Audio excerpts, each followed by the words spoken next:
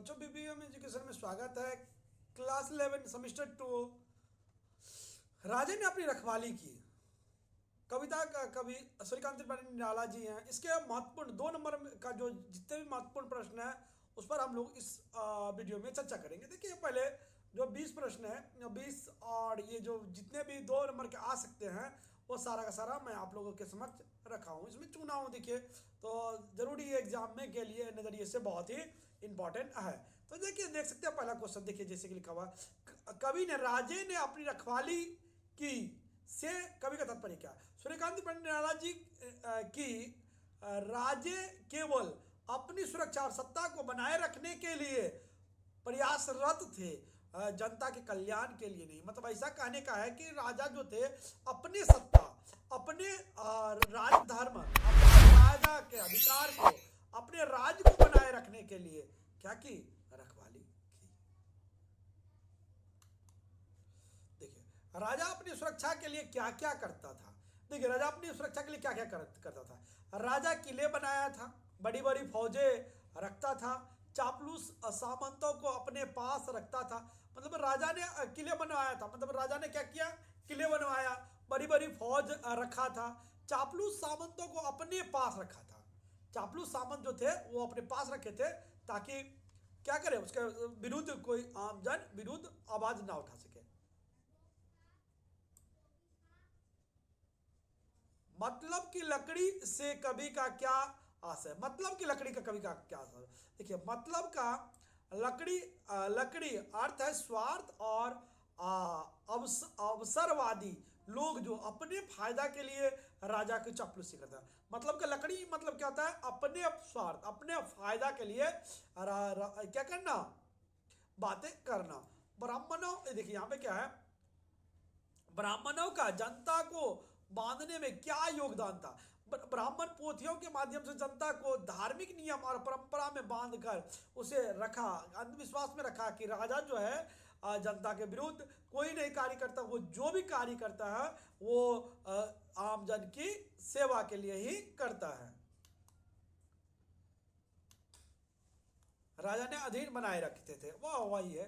राजा की बहादुरी को किसने बढ़ाया। देखिए कवियों ने राजा की बहादुरी के गीत गाए, लेखक ने लेख लिखे और इतिहासकारों ने इतिहास में प्रशंसा की। इन तीनों ने राजा के बारे में बताया और राजा की बहादुरी क्या हो गई, बढ़ गई। तो सभी आम जनों तक पता चल गया कि राजा जो है वो आम जनों के लिए कार्य करते हैं और आम जनों के लिए वो हितकारी है। ये सारा का सारा कार्य कौन किया, कवि ने, लेखक ने, इतिहासकारों ने।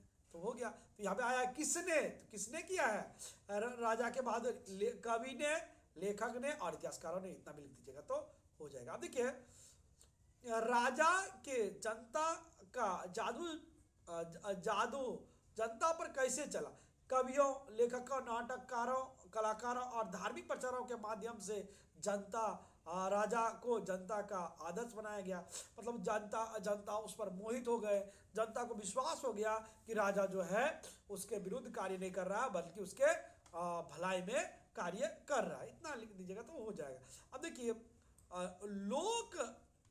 लोक नारियों के लिए रानियां आदर्श क्यों बनी। अब देखिए यहाँ पे जो है रानियों को आदर्श नारी के रूप में प्रस्तुत किया गया। वो जो लेखक थे कवि, तो वो क्या किए, वो आदर्श रूप में उन्हें रखा। रानी की कर्तव्य और निष्ठा को प्रस्तुत किया गया जो जनता के लिए प्रेरणा का स्रोत बना। जनता ने सीख लिया कि रानी जिस प्रकार कार्य कर रही है उसी प्रकार आम जनों को बन करके अपने राज्य के प्रति समर्पण करना चाहिए।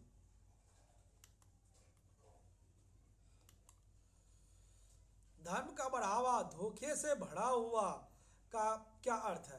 धर्म का उपयोग जनता को भ्रमित करने और राजाओं के स्वार्थ सिद्ध करने के लिए किया गया। मतलब यहाँ से धर्म का धर्म का बढ़ावा धोखे से बढ़ा हुआ हुए का अर्थ है कि धर्म का उपयोग जनता को भ्रमित करने के लिए किया गया और राजा ने अपने स्वार्थ सिद्ध करने के लिए किया। यही हुआ धर्म का बढ़ावा धोखे से बढ़ा हुआ था। मतलब धर्म का आड़ में क्या कर रहा था, राजा अपना काम कर रहा था। लोहा बजा धर्म पर सभ्यता के नाम पर का क्या था, धर्म और सभ्यता के नाम पर युद्ध और हिंसा की गई।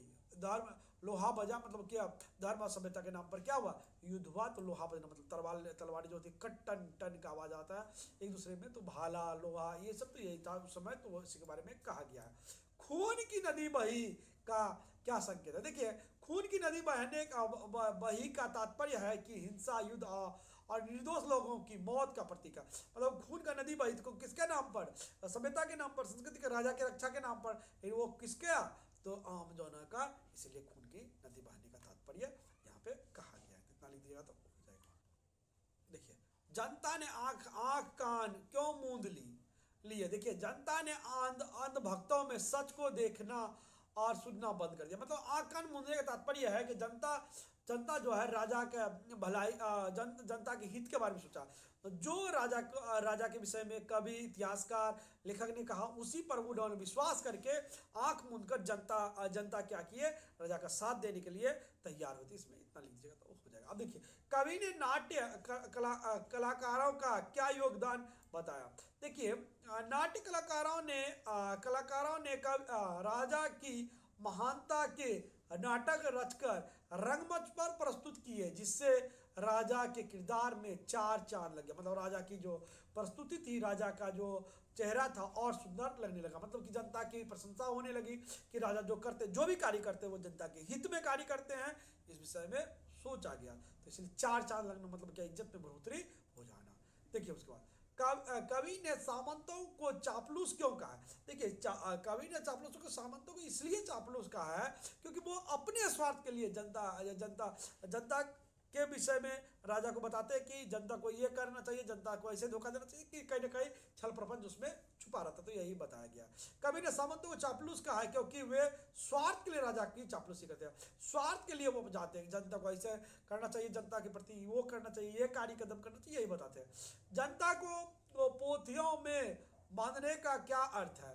जनता को धार्मिक और सामाजिक परंपरा में उलझाकर उसकी सोच को नियंत्रित करना। मतलब जनता को क्या, धार्मिक और सामाजिक परंपरा में उलझाकर उसकी सोच को नियंत्रित करना, कि वो ये ना सोचे कि राजा के विरुद्ध क्या करे, कदम उठाए। वो केवल ये सोचे कि जो राजा कर रहे हैं वो सही कर रहे हैं, उसी का साथ देना चाहिए, इतना ही सोचना चाहिए, और कुछ इसमें नहीं कहा गया है। आंख खुली राजा ने अपनी रखवाली की का क्या मतलब है। आंख खुली राजा ने अपनी रखवाली की का मतलब है कि अंत में यह स्पष्ट होता है कि राजा ने केवल अपनी सुरक्षा का ध्यान रखा, जनता का नहीं। जनता के बारे में नहीं सोचा, केवल राजा ने अपने विषय में सोचा। इतना लिख दीजिएगा तो हो जाएगा। अब देखिए कवि किस प्रकार के समाज की आलोचना कर रहे हैं। कवि ने ऐसे समाज की आलोचना की जिसमें सत्ता, धर्म और युद्ध के नाम पर जनता को शोषित किया जाता है। इतना लिख देगा तो हो जाएगा। उसके बाद देखिए मतलब की लकड़ी किसे दर्शाती है। मतलब की लड़की स्वार्थ, सामंत और लोगों को दर्शाती है, क्योंकि किस प्रकार स्वार्थ के कारण सामंत ने कार्य किए, मतलब था, इसलिए उसका राजा का जाकर क्या किया, चापलूस बना। कवि ने इतिहासकारों की क्या भूमिका बताई है। कवि ने इतिहासकारों की भूमिका बताई है कि इतिहासकारों ने राजा की बहादुरी और उपलब्धियों को बढ़ा चढ़ाकर इतिहास में लिखा। कवि ने इतिहासकारों की भूमिका बताई है कि इतिहासकारों ने राजा की बहादुरी और उपलब्धता को बढ़ा चढ़ाकर इतिहास में लिखा। अब देखिए यहाँ पे है कवि का मुख्य उद्देश्य क्या है। कविता का मुख्य उद्देश्य क्या है। देखिए कविता का मुख्य उद्देश्य है कि जनता को यह समझाना कि राजाओं और धर्म के नाम पर हो रहे शोषण को पहचाने और उसके विरुद्ध आवाज उठाए।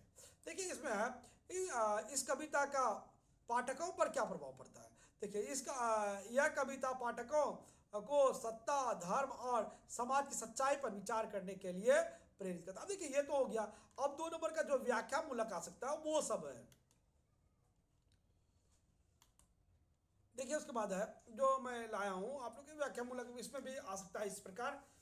देखिए राजा ने अपनी रखवाली के लिए क्या उपाय किया। राजा ने अपनी रखवाली सुरक्षा के लिए किले बनवाए, बड़े बड़े फौज रखी और समाज में अपनी प्रतिष्ठा बनाए रखने के लिए चापलूस सामंतों और ब्राह्मणों को अपने पक्ष में किया।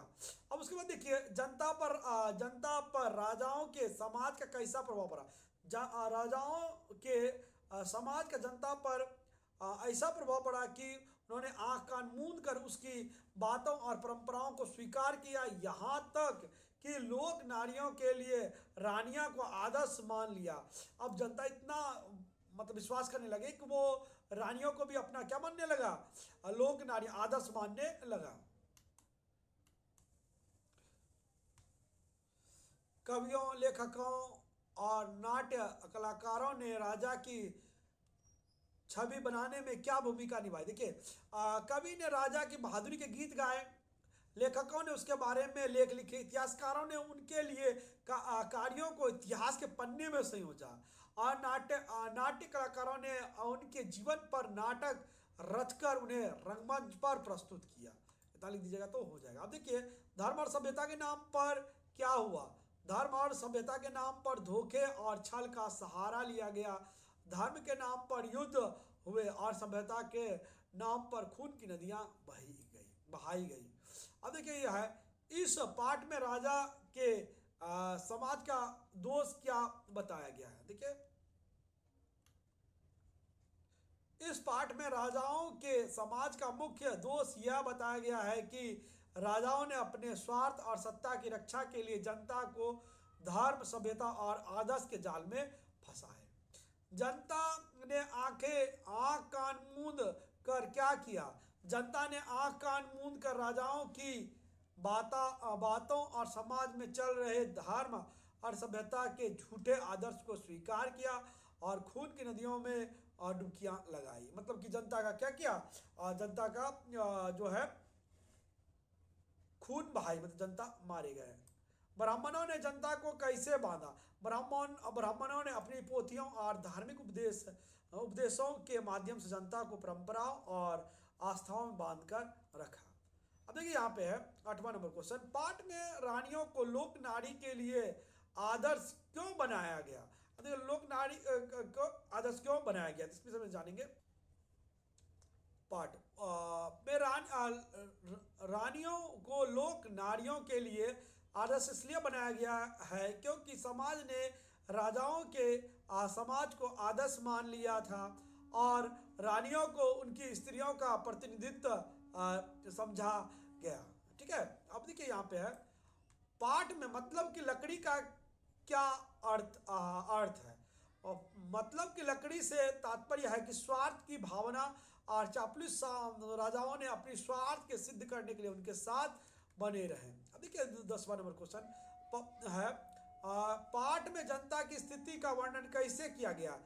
जनता की स्थिति दयनीय थी। उन्होंने राजाओं के समाज और धर्म के नाम पर फैलाए गए झूठ आदर्श को बिना सोचे समझे स्वीकार कर लिया। इतना ही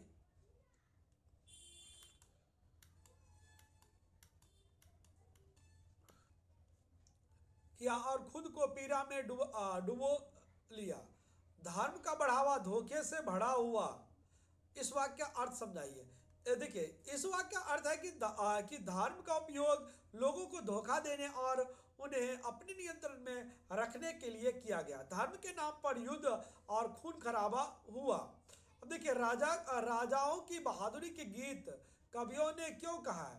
अब देखिए, यहाँ है कवियों ने राजा की बहादुरी के गीत इसलिए गाए क्योंकि वे राजा की कृपा पाने और अपनी आजीविका सुरक्षित रखने के लिए उनकी गुणगान करते थे।